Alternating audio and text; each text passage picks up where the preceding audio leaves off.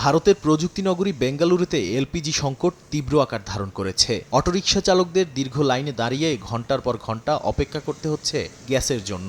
সরবরাহ অনিশ্চয়তায় তাদের দৈনিক আয়ও কমে যাচ্ছে। এই সংকটের পেছনে বড় কারণ ইরান যুদ্ধ।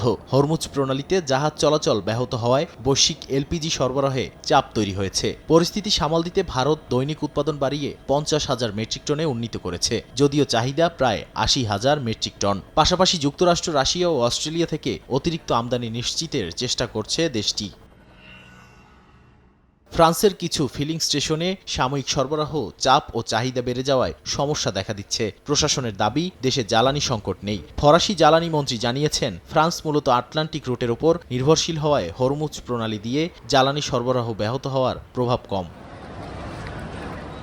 এদিকে ইরান যুদ্ধের প্রভাব পড়েছে বৈশ্বিক বিমান শিল্পেও। এয়ার চায়না সাউদার্ন এয়ারলাইন্স, ক্যাথওয়ে প্যাসিফিকের মতো বড় এয়ারলাইন্স জ্বালানি সারচার্জ বাড়িয়েছে। আমেরিকান এয়ারলাইন্স অতিরিক্ত $400 মিলিয়ন ব্যয়ের আশঙ্কা করছে। অন্যদিকে স্ক্যান্ডিনেভিয়ান এয়ারলাইন্স এর মধ্যেই শতাধিক ফ্লাইট বাতিলের পরিকল্পনা নিয়েছে। বিশ্লেষকদের মতে, জ্বালানির দাম বাড়ার এই ধাক্কা দীর্ঘমেয়াদে ভ্রমণ খরচ ও বৈশ্বিক অর্থনীতিতে বড় চাপ তৈরি করবে। নাদিম মারজান, সময় সংবাদ।